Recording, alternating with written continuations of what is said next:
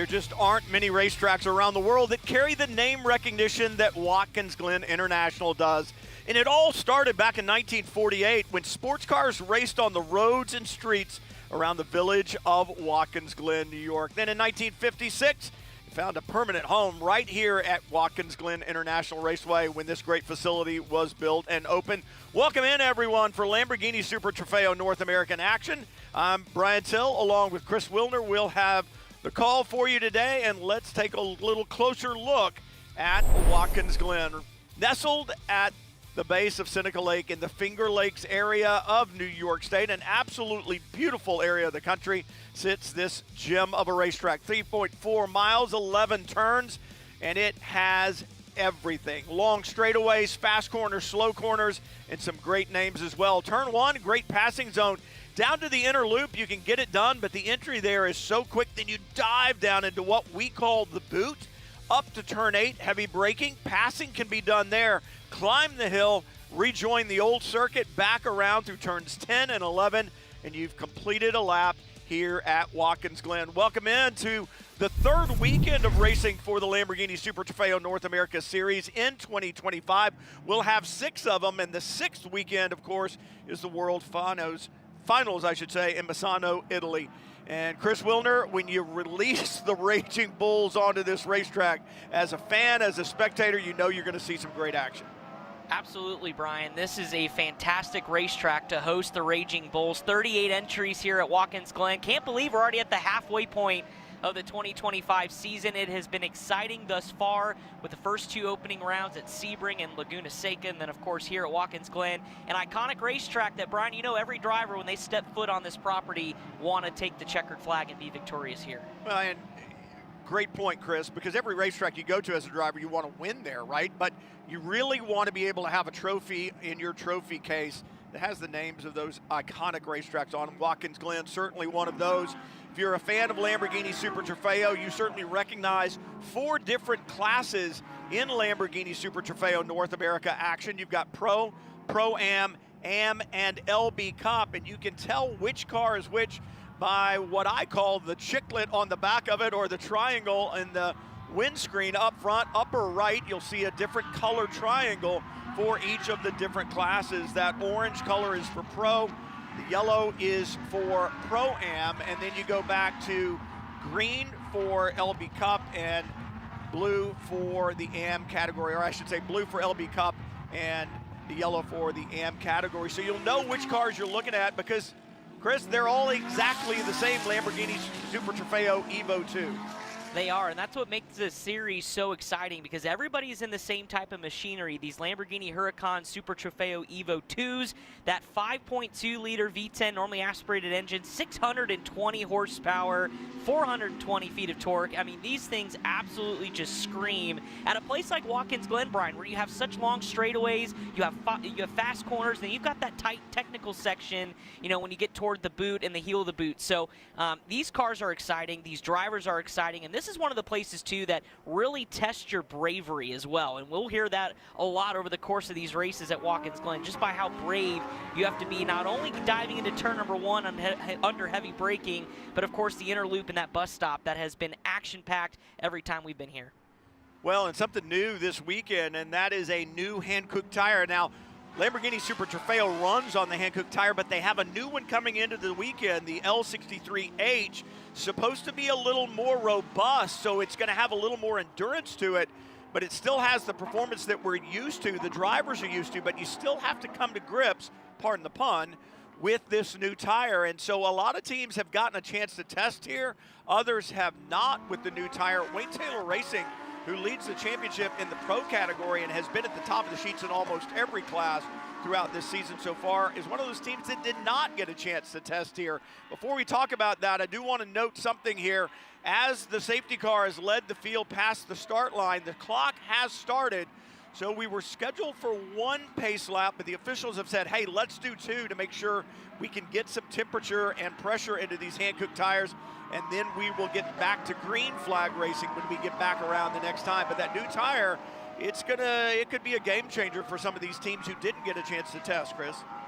Yeah, absolutely, Brian. And one of those teams that didn't were really Wayne Taylor Racing, and it kind of showed after qualifying with them not being on the pole, and instead TR3 Racing, which had been a part of the test here with that new tire, on the pole. Will Bamber actually getting his first career Lamborghini Super Trofeo Series North America pole. So interesting to note kind of who's come to grips with this new tire. Obviously, I know, Brian, you and I talked about before the show the fact that the weather conditions so different from when these drivers tested here at Watkins Glen with this new tire. It is hotter today, in the mid-70s. It's supposed to be in the 80s tomorrow. The sun is out, but the big thing today, Brian, is the wind. You can even see it on the trees here around Watkins Glen, around the property, gusting to some 25 miles an hour out of the north, which means it's going to come right at your face off of turn 10 down the front straightaway, and then it's going to be right at your back, hurling you into that inner loop. So obviously, Brian, that poses even more challenges for these drivers. Absolutely it does, and I don't think the wind was nearly this strong and when we were qualifying earlier in the day. So this is going to change the dynamic of the car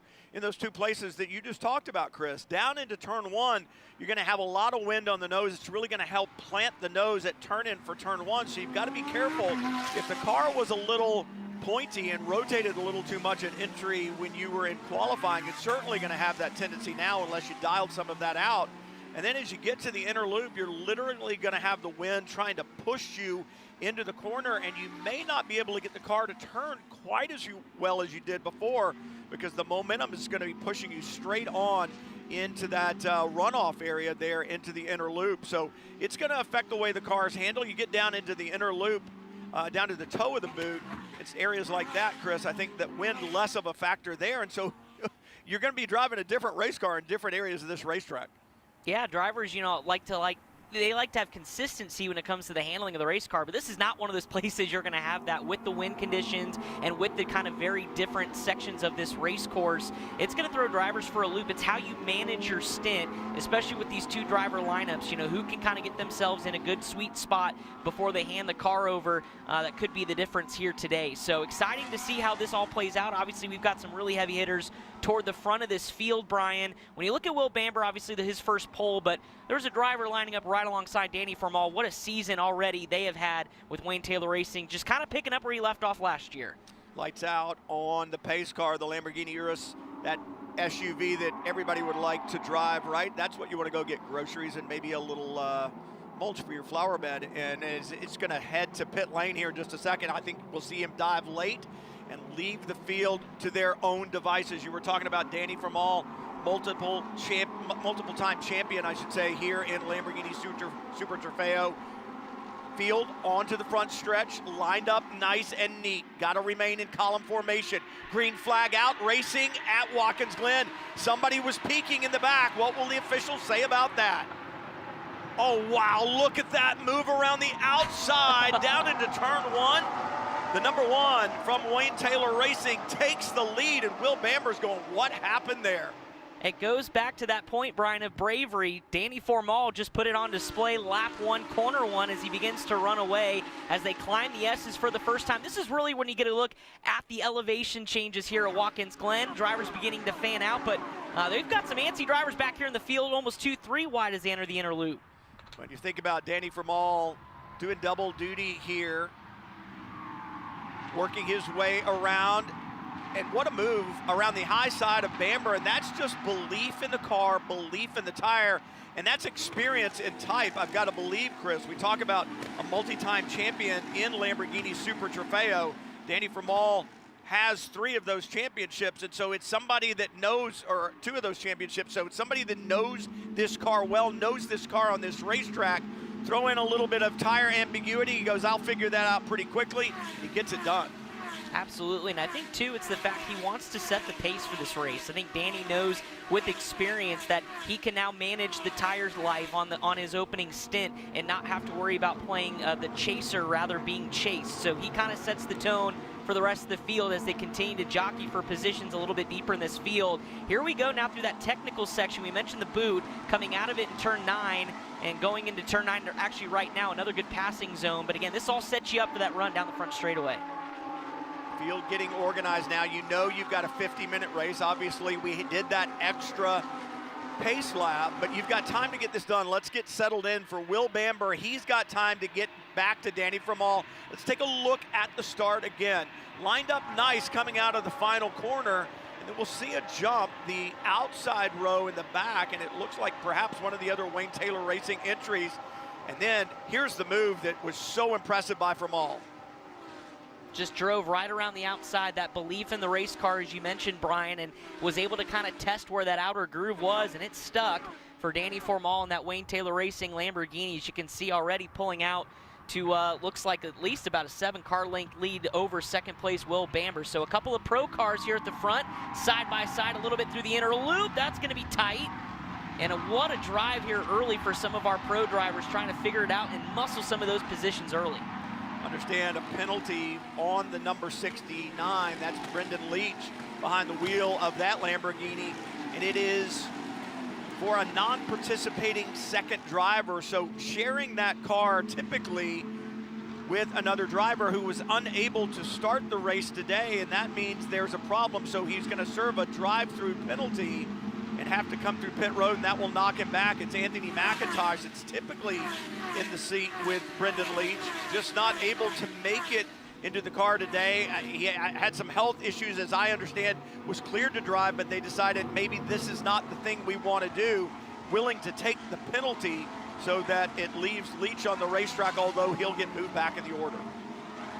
Absolutely. He also runs in the IMSA WeatherTech Sports Car Championship this weekend, so thinking of longevity over the weekend as we go back up front. And Danny Formal continues to pace the field over pole sitter Will Bamber. Already one diving to the pit lane here early, Brian. 42, just under 43 minutes into this, or left to go in this race. So I wonder if that's the penalty that's going to be assessed to Brandon Leach as he climbs down pit road. But you can just see how fast these Lamborghinis are down the front straightaway into that heavy braking zone down in turn 1, the 90 as they call it here at Watkins Glen. Yeah, I believe that is Brendan Leach in the 69, that Pro-Am entry out of Wayne Taylor Racing areas. And as I said, with Anthony McIntosh not in the car, it affects a lot of things. What's going to be interesting, Chris, is what are they going to do at the pit stop? Because there is a mandatory pit stop in Lamborghini Super Trofeo. It's 120 seconds spent on pit lane from pit in to pit out for a 2-driver format. But if it's a single driver, it's 123 seconds. Now, knowing that your second driver isn't participating, they served a penalty right there. Will they have to spend that additional 3 seconds on pit lane as well? Yeah, we'll have to wait and see what the officials rule there, but that's a good point, Brian, because that changes up your strategy a little bit. As a team used to having that 2-driver lineup, they kind of have a system of how they call the pit stop here when you have to make that mandatory pit stop. But of course now it's going to shake things up, so we'll have to wait and see when it comes time to complete that pit stop on pit lane for that race team for Wayne Taylor Racing and Brandon Leach. So it'll be interesting. I wonder if it does play a factor in terms of that time, because we've seen over the course of the 2 weekends of racing we've had this year in this series, several teams getting docked by being just, a second or 2 off of that minimum time on pit lane. So it's a critical element to this series, and it's caught some drivers here early this year, and we'll see what happens here as we get going in Watkins Glen. It'll be interesting. The penalty, I would assume, is after scrutineering and such, the driver is withdrawn and not able to race. That's a force majeure issue. There is a penalty assigned. I would think it turns the car into a single driver format as far as the entry goes, at which point in time the 123-second minimum pit stop would apply. So that's what I'm expecting to see for the number 69 when we get to the pit stops. And it's interesting too, Chris, if you're a fan of the series, you're familiar with it. If you're not, you'd go, well, why is there a different time? And it's pretty simple. If you're not doing a driver change, if there's not a new driver getting in the car, the driver who's staying in the car, knows the racetrack, knows the tire, what the car has been performing like, so he actually has an advantage on the outlap out of pit lane. So I think that additional time spent on pit lane for single driver formats is certainly understandable. Absolutely, absolutely. For those 2-driver lineups, that kind of delta is the difference between the driver change and obviously the new driver getting acclimated to the race car on the outlap. As you mentioned, I like the single driver lineup as well, just because there's consistency. The team kind of knows what the driver likes behind the wheel as far as setup, and understands how this car progresses over the course of a stint. So, but you're right, it comes down to that 3 seconds on pit lane is the difference. So we'll see how it all shakes out. Typically the two driver lineup doesn't seem to really be at a disadvantage for some if you nail it right. But for certain, I think the single driver lineup is something I at least keyed in on, because you are so familiar of what the car's done so far in the race. Lots of action going on the racetrack right now. You look back at Tom Capizzi aboard the number 49 LB Cup entry. He's leading that class right now. And Capizzi has had a good season so far, trying to make it a little bit better. He's had a couple of good finishes, but he didn't run the very opening rounds at Sebring, so he missed the first 2 races. He was strong with top 5 finishes at WeatherTech Raceway Laguna Seca, so he's run well on the racetrack when he's been there, Chris. But when you miss the first 2 races, you're going to be back at points. Well, absolutely, and especially in the LB Cup class where it's so tight in the championship points, you can't afford to miss a race weekend. But if Tom continues that model of consistency as far as running in the top 5, top 7 positions in class on a weekly basis and have a good run here today as he currently is, certainly can make up the gap. And obviously there's a little bit of luck involved as well, because Nick Grote has been the model of consistency, finding victory lane a couple times this year already to lead the LB Cup Championship standings into Watkins Glen. So Tom off to a good start here, has Nick Grote behind him in that 57 machine, but already has a 3-second buffer. So right now it's all about maintaining that pace here before we get to that pit stop. Yeah, but when he looks in the mirror and sees Nick Grote behind him, you were talking about Nick Grote having a good season.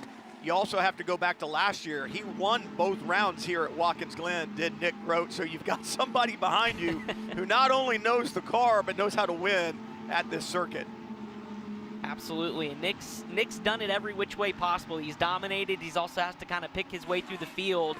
And currently you see on your screen Nick Grote in that 57, continuing to rip off some pretty good lap times here at Watkins Glen International. So trying to keep pace with Tom Capizzi. He doesn't want to let him go away in his sights, want to be in contention when we get to that pit stop, maybe even have kind of the overcut move, depending on how quickly you're on and off pit road or a pit lane in that minimum pit lane time. So doing a nice job. It'll be a fun battle to watch there in LB Cup.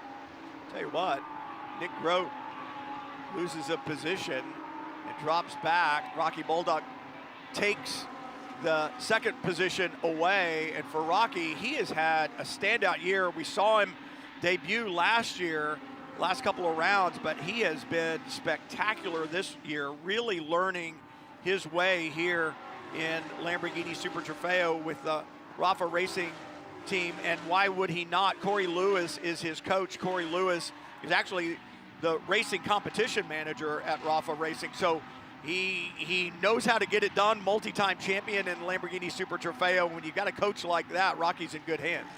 Absolutely, and Corey's also had a run of success here this year, fresh off that LMP3 victory in the VP Challenge at Mid-Ohio last weekend. So Corey doing his job behind the wheel, but also helping Rocky in his progression in his career, and it's showing on the racetrack, and it's been a really, really strong start to the season. We'll see how Rocky continues to progress here at Watkins Glen in this first race. But it's been impressive to watch. It's not easy to hop behind the wheel of a Lamborghini Huracan Evo 2 and just kind of get up to speed quickly. It takes some time, but Rocky teaming up with Corey has been really instrumental in kind of bridging that gap and getting him up to speed quickly.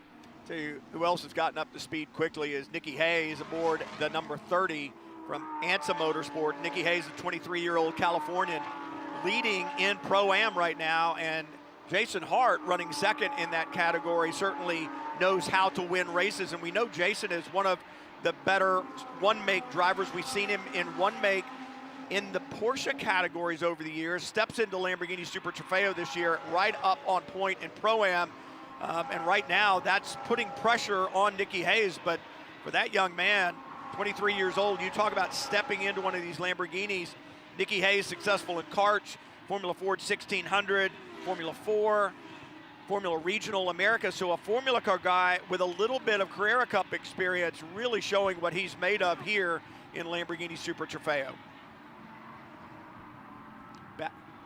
Back up getting front. Close, and I was going to say, Brian, getting close in that screen now. You watch Will Bamber in that second position, your pole sitter. What I had my eye on was that 77 of Maury starting to climb toward the front of the field. He was probably about 5-6 seconds back, now up to 3 seconds back from the lead, and just about a second and a half off of Will Bamber for second. So the 77 starting to creep into the picture as well for a little 3-car battle at the top class in pro.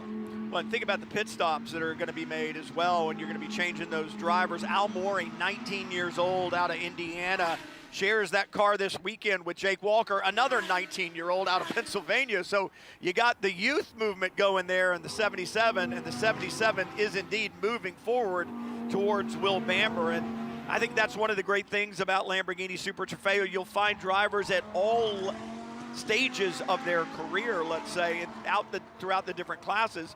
In Pro and Pro-Am, you've got drivers who are looking to make a career out of it, and indeed are making a career out of sports car racing and using Lamborghini as one of those platforms to help them solidify their career. And then if you look at the other end at LB Cup and in AM, you've got guys that are saying, hey, I don't want to be a professional race car driver. Some of them anyway.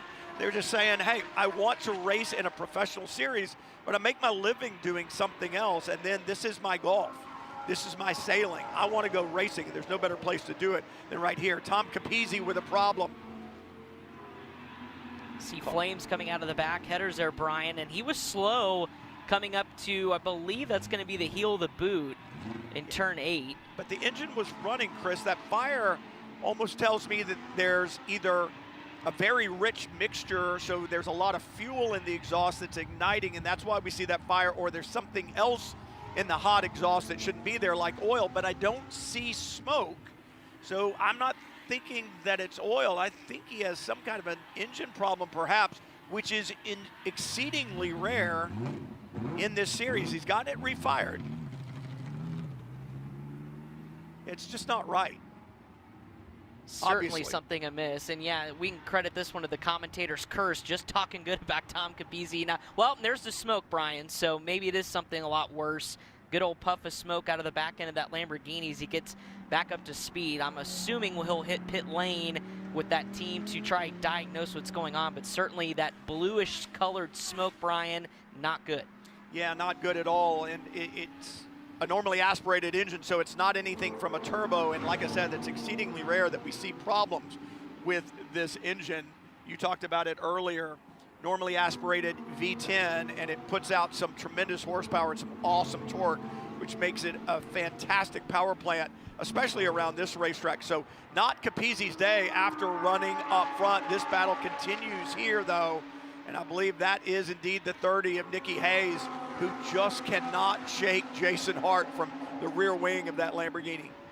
No, he can't. And these two have been going after it the last several laps. It's kind of a different class battle between Hayes and Hart back in that 67, but you also have a couple of pro cars in the middle as well. I believe that's Nick Persing in there in the 8 machine directly behind Hayes in the 30. So that's the other thing, Brian. You got, oh, big squirrely move going up the S's for Nick Persing. That was a moment that'll certainly catch your attention, Brian. Going up those fast S's, that's the last place you want that car to get out of shape. Hayes now down into the inner loop, and you said different class cars right behind him. That's actually not Jason Hart that's right there behind him. Those are pro class cars that are right there. So it just shows you how talented these new drivers coming in really are. And for Nicky Hayes, he's making his mark known in the world of sports car racing after what we were saying was a career that he started, as so many of these young drivers do, in the open wheel ranks, and they look at it and they say, you know what, sports cars may very well be my entree into a professional motorsports career. And so that is exactly what Nicky Hayes has elected to do. And you've got to be cognizant, Brian, of who you're racing with, because Nicky, currently leading the Pro-Am class, is duking it out with a couple of drivers in the Pro category that would love to get by to maybe track down a top 5 spot in their class. So you don't want to push the issue and cost yourself a good finish or a good afternoon just by racing somebody outside of your class. So that's the other thing that's difficult too, is knowing who you're racing and not putting a wheel wrong, maybe being aggressive with somebody that really at the end of the day, it's not going to relate to your place in class. So Nicky doing a nice job there battling some of the pro cars. If you go back up front, there's that battle with the top 3. Maury starting to close back into Will Bamber in second. Then the big gap back to this multi-class battle between Nicky Hayes, Nick Persing back there as well. And I believe that's the 28 of Ernie Francis, who's got a lot of experience over the last couple of years in Lamborghini Super Trofeo North America. So good to see Ernie back behind the wheel. Kind of a pro car sandwich with the two Pro-Ams at the end.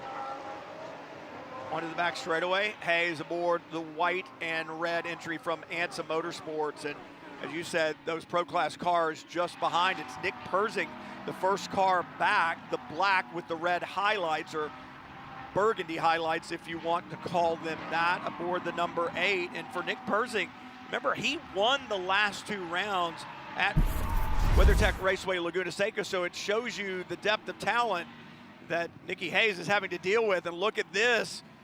Ooh, a little push and shove, and that's up into pit in. That was the 14 and the 69 involved in that, and I think both of those cars were coming into the pits as the pit window is open. You saw the 69 just say, hey, bud, we're not there yet. And for Brendan Leach, he was like, get out of my way because I want to get there.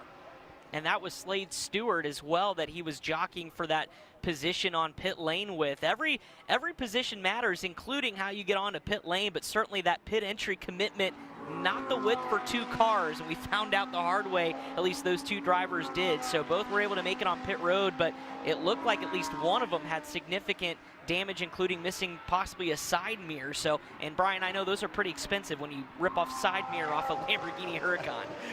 I don't want to go to the dealership and find out what one costs, right? That's for sure. But what's behind you doesn't concern you, right? I mean, if you're out there running, you don't look in the mirror a lot. You hope you don't look in the mirror a lot anyway. And really, some of the best visibility out of one of these Lamborghini Huracan Super Trofeo Evo 2s is the rear-facing camera. So those side mirrors not always critical, but certainly they can lend a hand. Right now, though, for Danny Formal, he stayed on the racetrack, and he wants to just continue to put in laps. And this is part of the strategy these different teams will utilize. They'll look at it and say, if I've got a guy out front, no traffic in front of him, and he can continue to lay down qualifying laps, we're going to run him for as long as we possibly can. And right at the end of that pit window, we'll get him in before the pit window closes. And that is what Wayne Taylor Racing has elected to do with Formal. Just leave him out there. He's doing a job. Let him continue to see if we can stretch the lead that we had over second place before he hands it over to Hampus Erickson.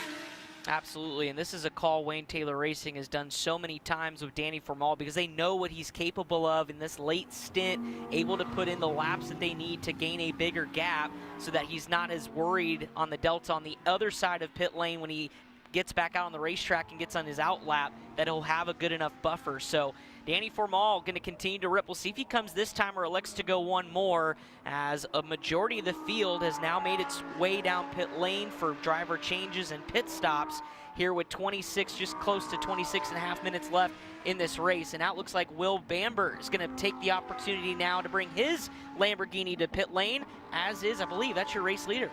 It is the race leader, but there was the way that he came in to the pit lane is a concern to me, Chris, because what I understand from the driver briefing is that you need to commit before that line. You need to have 2 wheels in the lane or to the right of that yellow line when you get to it in order to be committed. And I don't believe Danny Formal did. I believe he came and crossed 4 wheels over it. So we're going to have to see if the officials look at that differently than I just did. But my understanding of it is that you need to have 2 wheels inside of it before the line starts. So race control will certainly take a look at that, Brian, as we pick back up Nicky Hayes on the racetrack in that Pro-Am class. Also worth noting that that incident coming to pit lane between the 69 and the 14 of Slade Stewart under review. So we have possibly a couple incidents going to pit road going to be under review here by race officials. Well, we'll have to see what the officials have to say, and it's little things like that that can completely derail your effort if they don't go the way that you thought. And it's the devil's in the details, right, Chris? I mean, that's what motorsport is all about. Absolutely. It's execution on the racetrack, getting onto pit lane. It's for your crew. One little mistake can cost you your race, and especially for those two drivers running inside the top 5, costly mistake there if something were to come up of it. Nonetheless, at least some bodywork damage on the 69 machine. So you're right. It all comes down to the minute details, and every aspect has to be executed perfectly to win one of these races and be in contention, because it is that tight, that competitive here in Lamborghini Super Trofeo. Nicky Hayes now into the pit lane, and you can see the line that I was talking about as he comes off the corner. Let's take a look back at Danny Formal. You see the line. Where does he cross it? Oh.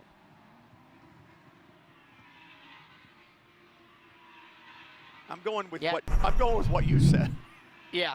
Yeah, certainly went a little bit too far, about 10 feet too far. I understand that maybe wanted a good angle to get onto pit lane, but the yellow line is there, Brian, for a reason, and that's pit commitment, and the drivers are told that. You know, we, of course, have driver and crew meetings before each race weekend about some of the nuances of racing at each circuit, so certainly that was addressed by race officials.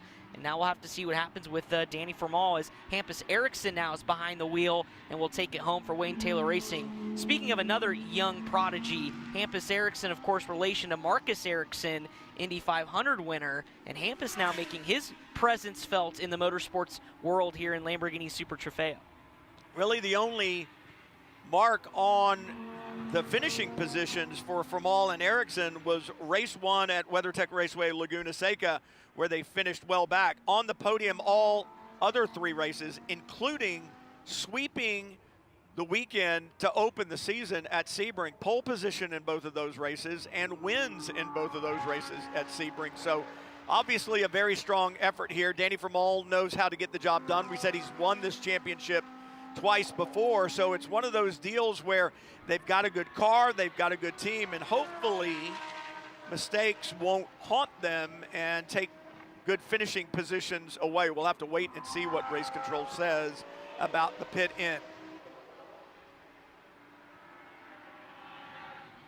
All right, as the pit stops have cycled through, the field is gonna cycle through, so it's gonna take that pit window that's about 10 minutes to get things all sorted back out and figure out who's really where you think they're gonna be towards that run, that last 20-minute or so run to the checkered flag. Meanwhile, the one back on track, and as you said, Hampus Eriksson has just been magic in that car, and somebody else that doesn't really have experience in this Lamborghini platform, and Eriksson's been spectacular in his debut season here.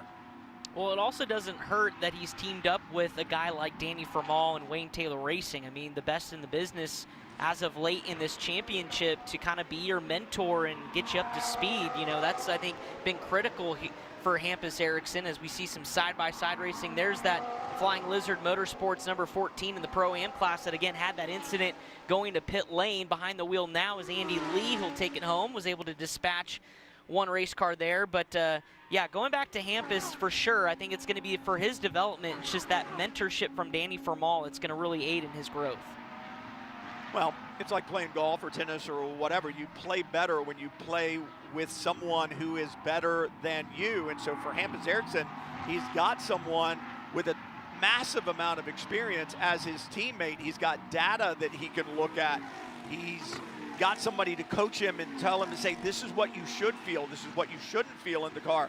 Feeling this is okay, feeling that, we need to make a change. And so you think about the accelerated learning curve, it's always going to be steeper when you have a champion in the car with you that you can learn from and lean on. Absolutely. Looking back at some of the AM and I believe LB Cup classes here, a little bit deeper in the field, things have tightened up for a lot of these classes after the pit cycle, and a lot of it was because they all came on pit road together and left together. There wasn't that gap that we see in the pro class with what Hampus Eriksson has, thanks to Danny Formal. So as we look at some of those interclass battles, I mean, I'm looking back in the 17th, 18th overall position between Garrett Adams, Christopher Tasca back there, Tyler Gonzalez. That's another name too, Brian, that was another addition here this week at Watkins Glen, is Tyler Gonzalez and Harry Gottsacker doing a little double duty this weekend here, joining Lamborghini Super Trofeo North America. Yeah, and you look at the names, and it's funny, I say this, and I've said it over the last couple of years, as this series has grown by leaps and bounds, literally. You look at the entries that we've had record entries over the last couple of seasons. It's become a destination location for drivers of all types, and you look at some of the names that elect to come and run here, it's pretty impressive, and it shows the validity of this series and what it means to people's careers now. As the 47 with a problem, Dominic Starkweather, a lot of marks down the left side of that Lamborghini Huracan. So Starkweather has found this blue guardrail somewhere around the racetrack, not exactly sure where, but that Lamborghini was not at speed as he went by with that damage to the left side. Yeah, you even pulled off the racing groove, Brian, trying to figure out if possibly there's a puncture to one of the tires. You mentioned getting into the wall, and for sure there is some body damage. We'll take a look at it. Oh, for sure on the right side you can see the scuff marks. We'll see what happened coming out of the inner loop already into that tire barrier, Brian. Yeah, it's easy to get the car out of shape. It's such a quick section, and you go through the final left-right. We've seen a couple of incidents there today. Drivers left at the exit. He just gets out of shape coming out of the inner loop, gets out there. The first contact was with kind of the tire barrier that was there, so really no harm there. It's just going to make some marks on the side of the car. What would concern me was the contact then with the exposed guardrail shortly after that.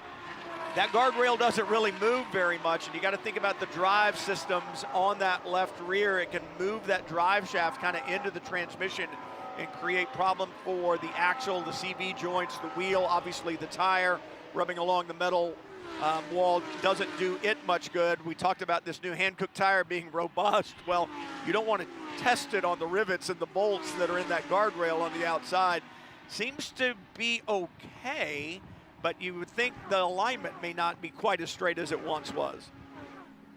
He's going to try to limp it home just inside 18 minutes to go here in race number 1 of Lamborghini Super Trofeo North America at Watkins Glen. It's been Wayne Taylor Racing at the front of the field. Hampus Erickson, your leader in the pro class. There's Will Bamber, or excuse me, not Will Bamber, who took over for Will Bamber, is Elias De La Torre, who continues to hold that second position. Jake Walker in that 77.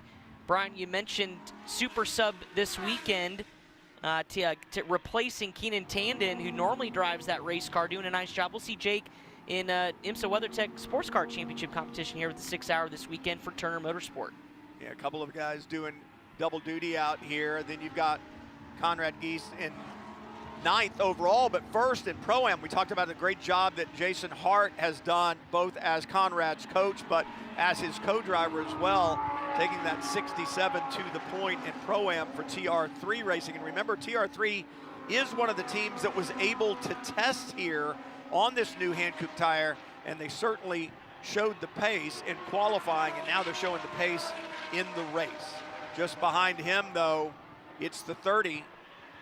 And we talked about how good Nikki Hayes had been aboard the 30 a little bit earlier, the white and red entry from IMSA Motorsports. Now Antoine Camo behind the wheel, the 39-year-old Canadian, going to see if he can chase down the 67 just in front. So that battle far from over with as well.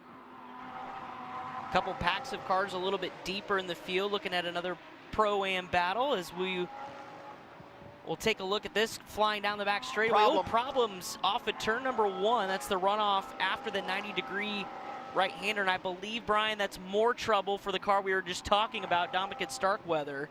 Yeah, Starkweather, we talked about that car being wounded, the damage on the left side after contact with the wall at the exit of the inner loop. Now Starkweather has found the wall at the exit of turn 1, and we're going to go full course caution. AMR safety team on the scene almost immediately. Here's a look at the very, very end of it.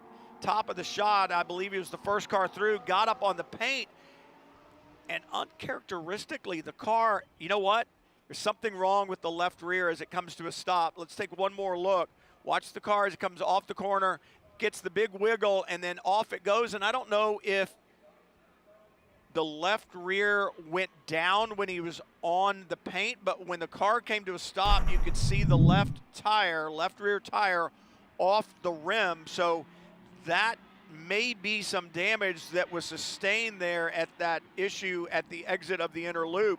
and eventually it just came back to bite him. And if indeed the tire went there because of that preceding damage, I can tell you what, Chris, he's lucky that it did it where it did, because another 200 yards down the road, he would have been right in the middle of the climbing S's, and he would have been a ping pong ball. Absolutely, and that's where a lot of load gets on these race cars as they climb the hill in the S's. So, like you mentioned, if it was going to happen, and it did, it happened at a better opportunity here for a less heavy of an impact, but nonetheless, one that is a day-ender for Dominic Starkweather. So, bad deal gone worse for Dominic and that team, as we mentioned, the contact with the wall. And you're right, I think the left rear did indeed go down, because that tire carcass was all but off that left rear wheel as he came to a stop. So, but good to see him climb out of the race car, and this is going to set up ourselves a nice little sprint to the finish here, Brian.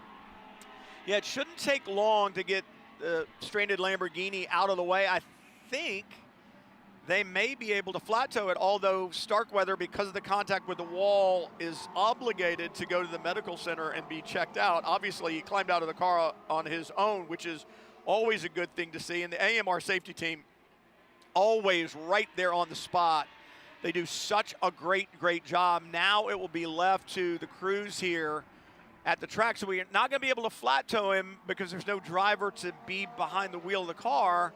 Although I see tow straps coming out of the AMR safety truck. So we'll have to see how they're going to get this car out of the way with no driver. I thought they might have to put it on a flatbed, and that would certainly take more time to do. So we'll have to see how the safety team is going to deal with the stricken number 47. And of course, with left rear tire being down, they may have decided that maybe it has too much rub on the ground and they don't want to pull a car that's worth more than my house across the ground for very far, right, Chris? So the 47 of Dominic Starkweather, that team has had a day, and it all started here out of the inner loop with that contact, the tire barrier, and then the guardrail, which, Brian, was your main concern with that left rear. And then here's what was the day ender, the slight wiggle on the paint. Left rear is down and then backs it into the wall right there at the exit of turn 1 as the cars begin to climb up the S's. So we'll take a look at one more time, the very tail end of it to your left of your screen. Yeah, it's hard to tell. I can't tell if the left rear goes down after he spins or it goes down before, but it almost looks like it goes down before, Chris, because he gets a little yaw at the exit of 1, and as he corrects it, as the load comes back on the car, it's like the right rear, it's like the left rear is what goes down on the car, and that's what causes the yaw, and then the uneven balance of the car is what shoots it back in the opposite direction. You can definitely tell as he bounces across there to the wall that the left rear is down. So I got to believe it happened back at the inner loop. You saw the mirror laying there in the grass. The unfortunate thing is he damaged the left side of the car at the exit of the inner loop in the first incident, and now he got the right side too. So there's not a square panel there, on at least from the doors back, on that number 47 Lamborghini Huracan. So cleanup continues here as we approach under 12 minutes left. Good look at some of the fans that have already made their way here to Watkins Glen. What a special weekend, Brian, this is. You hit the summer months here in June. Everyone, the kids are out of school. Everybody makes plans to come to Watkins Glen, and it is a camping fan fair. And the fans have come out. They were here yesterday, and of course they'll be here all weekend long, checking out all the great racing. And it's one of my favorite weekends of the year, especially just because of the atmosphere here at Watkins Glen. Yeah, I love the family atmosphere, like you said. Grill going right there. It's summertime, so you're going to grill yourself some dogs, and I think if you hot dogs, that is. I think if you look at the signs around this racetrack, you know what kind of hot dogs you're going to be grilling. Yes, plenty of Salen's hot dogs have been consumed or will be consumed over the course of this weekend. So especially now before it gets really hot. I know the forecast later this weekend is going to be pretty sticky as far as temperature is concerned, but picture perfect afternoon here for Lamborghini Super Trofeo. And take your brief sabbatical now from the racetrack, because here in about a minute or two when we go back under green, this is going to get real exciting for the finish of this first race. It's one of the better camping tracks on the IMSA schedule. All of our tracks are just wonderful to go to, but you think about racetracks like this that have such a large footprint, similar to that of Road America. Mid-Ohio certainly has its share of camping that is available as well. But the infield here at Watkins Glen, it's attracted people since 1956, right? Since the time that it was built and open, fans looking up, hey, give us a wave. I think they're looking at us on their camera, or on their phone, but weren't sure where the camera was. But you think about everything that's gone on here. Some of it you can talk about, others you can't. You think about the bog back in the day and the bus that was rolled over during one of the Formula One events and then eventually burned. I think that was just filled in, actually. It's probably, the remains of it are probably still down in the bog. I'm hoping that's not a fan who was out in the sun just a little too long right there. SPF 30 is your friend this weekend, that is for sure. But no, you're right. It is really special. And even just the history of Watkins Glen, you think of all that's happened on this race circuit, from the U.S. Grand Prix with Formula One, of course, NASCAR, beginning back in the mid-'50s after this racetrack opened, all the way till now, and then, you know, kind of some of the one-off races that have been held here. It is kind of the place to be anytime there's an event. And as a Syracuse graduate from just about an hour and a half up the road, this was the place we all went to get our need for speed while we were trying to get a degree and learn something in school. So this was always a lot of memories made here at Watkins Glen. Guy looked like he knew he was on camera, but he wasn't going to wave. Didn't he? Playing it cool. He's playing it cool. I get it.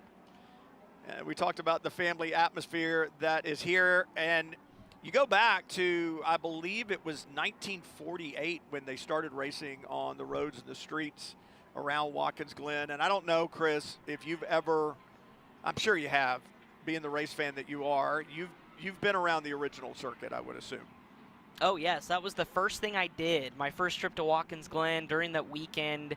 This was probably 6-7 years ago now. I remember trying to map out the old course and take the rental car and go kind of see some of they still have some historical landmarks, you know, that kind of mention what part of the course it was. But a history buff I am, that was for sure on the top of the bucket list. And Brian, it's unique because you think about it now and how much that area has changed, but yet at the same time you can almost picture what it probably looked like. Well, and you used the term bravery at the beginning of this show. You drive the original circuit here, and you think about cars with little skinny tires and drum brakes diving down the hill towards the bridge turn and stuff like that.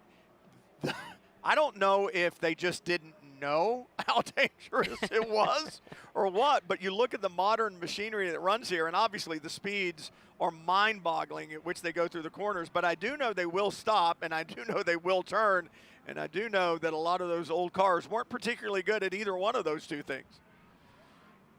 Talk about history. This is when I first started racing here, Chris. Actually, yep. Okay, it was a little after that, but here's some great historical footage from both the racetrack when it was first opened. You saw some of the action on the streets as well. Think about the history between the GTP machines that we saw in that historical bumper and the GTP machines that we see today. Absolutely. Technology continues to advance. The cars continue to just get better and better. I mean, the future's endless when it comes to sports car racing, although I think we're in a pretty good golden age right now, just in general, with the health of, with all of our series as part of IMSA. But it's exciting to see what's going to happen next. But what is going to happen immediately next is going to be this restart. And Hampus Ericsson's going to have a healthy field breathing down his neck off of turn 10 when they come take the green flag. And I think it's got a lot of the attention of the fans here in the grandstands of just what's going to happen, because you remember that hero move from Danny Formal on lap 1? We'll see if somebody like Elia De La Torre or Jake Walker has that up their sleeve. See if they can return the favor. Lights out on the Lamborghini Euro safety car, so we will go green. And for De La Torre, his nickname E4. He's part of the young driver program at Lamborghini, just 19 years old, out of Florida. So 6 races last year, 3 podiums, but in for the full season this year, has experience in another one-make series, and he's going to try to put that experience to good use here, as he's going to try to get past Hampus Ericsson, and he's going to have right about 5 minutes to get that done. And for Ericsson, he's going to have to try to hold on for 5 minutes if he and Danny Formal want to celebrate their 3rd win of the season. Time to run away and hide if you're Hampus Ericsson as the cars get up to full song.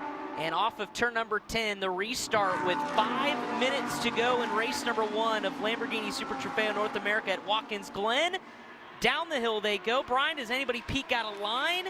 And it looks like Hampus had a really good restart. Yeah, tell you what, Ericsson did have a great restart. De La Torre not so much, and the battle is raging just behind them. Now it's going to be interesting because once we are back to green flag racing, penalties can be handed out. They may have been assigned during the full course caution, but no one knows. They're never announced until we're back to green, and we are, so we're going to have to look and see if we have any short pit stops.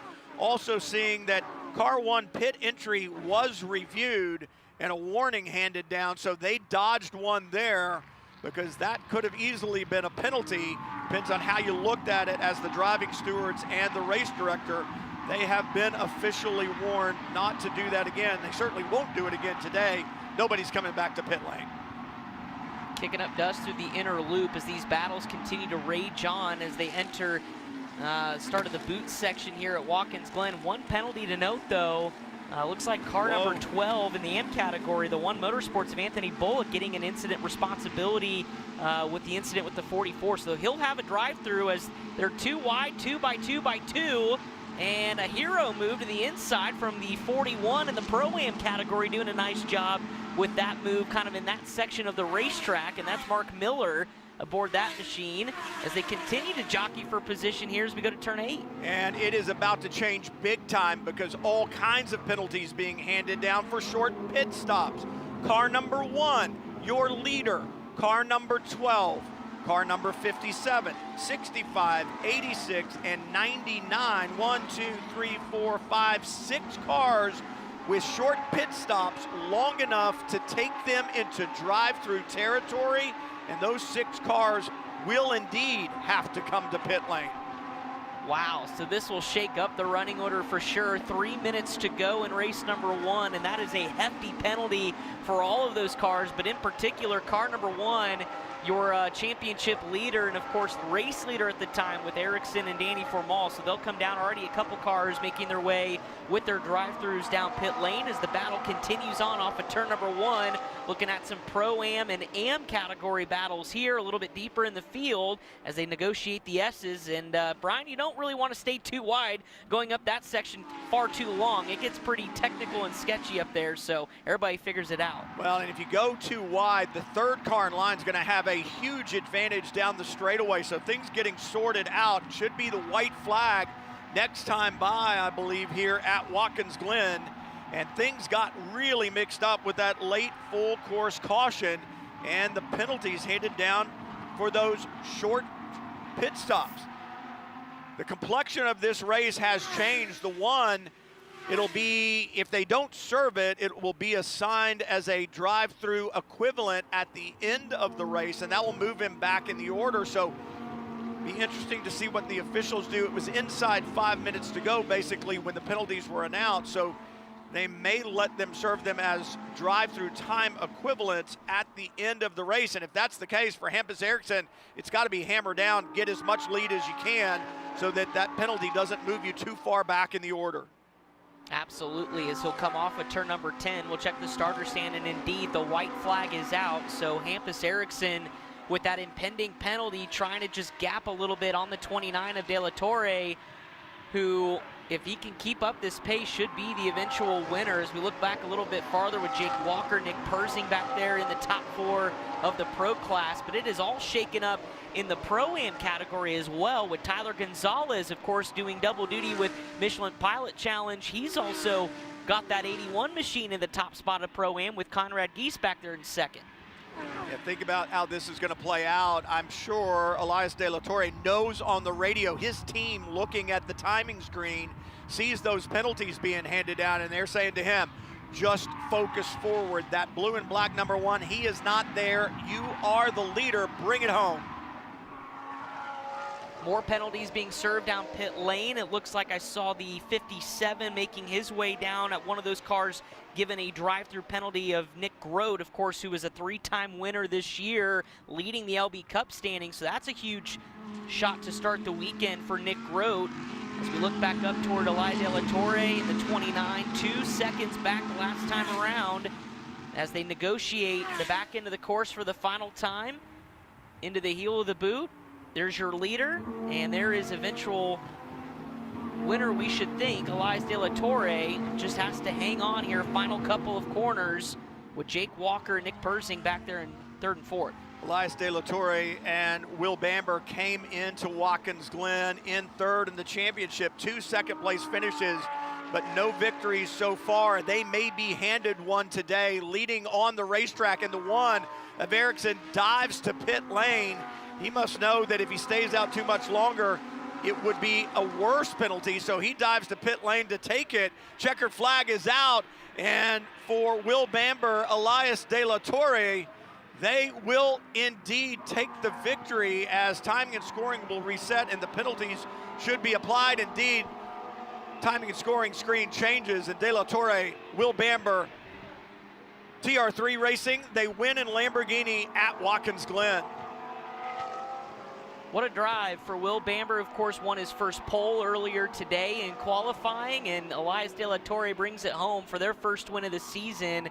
Jake Walker in second with car number 77, Nick Persing and Luke Berkeley, who cracked the top 4 after those onslaught of penalties, is how they'll finish in pro. And how about Tyler Gonzalez in the 81, sharing that with Harry Gottsacker, a win in the Pro-Am class. Yeah, think about that. Welcome back to Lamborghini Super Trofeo, and you walk away with a victory, so pretty special stuff there.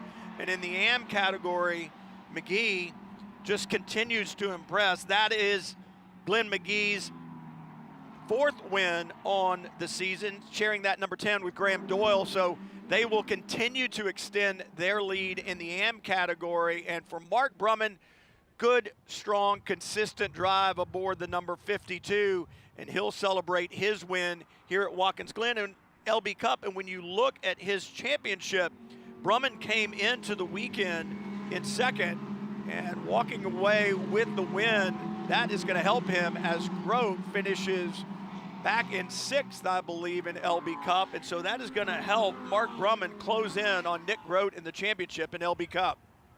And a good rebound for Rocky Bolduc, too, who finished 2nd in that class in LB Cup, and he came in 3rd in the championship, pretty tight as well. So some shakeups in the championship as we look at our unofficial results of race number 1, with, of course, Elias De La Torre and Will Bamber getting the Pro Class victory here this afternoon. And a rest of the look at the top 10. A couple of Pro-Am cars sneaking in there. We mentioned the winners of Tyler Gonzalez and Harry Gottsacker. Geese and Hart had a solid run as well in that 67 machine. They were mired back in the pack a little bit near halfway, Brian, and a good rebound to 2nd in class. Absolutely, and you know, that's the great thing about Lamborghini Super Trofeo. It never disappoints because it's always exciting right up to the end, and people go 50-minute race, and you go, yeah, 50 minutes worth of nonstop excitement as you look and continue to look through the second 10 of the unofficial results. We talked about Doyle and McGee, another victory there. Great for them in the championship, and they are just absolutely dominating right now in the AM category. And as you mentioned, great run for Mark Brumman in LB Cup because that's going to help him in the championship. Big field here, 37 cars started, and all kinds of stories throughout. And the biggest stories are going to be those pit stops. And it's like we talked about, Chris. You got to get the job done on the racetrack, but you've got to get it done in pit lane as well. Absolutely. A lot of these teams that were handed down those penalties are going to be going back to the notebook, seeing what they could have done better, because they cannot afford another incident like that in race number 2 tomorrow. When you think of the championship and just how tight and how much of a point swing it can be, especially for some of those drivers late that got handed those penalties, going to have to clean that up for tomorrow. But certainly that was the name of the game today, in addition to some pretty spectacular racing. Some great racing. So you think about those solid 2 days of testing that Elias De La Torre, Will Bamber, and the TR3 squad was able to do back in May. Well, it paid off. Pole position in both of the races so this weekend, and they'll take the victory in race number 1. Lamborghini Super Trofeo North America, 2 races on the weekend. Number 1 is in the books. Race number 2 coming at you tomorrow. More Raging Bulls on one of the most iconic road courses in North America, Watkins Glen International. For Chris Wilner, I'm Brian Till. We'll see you again tomorrow.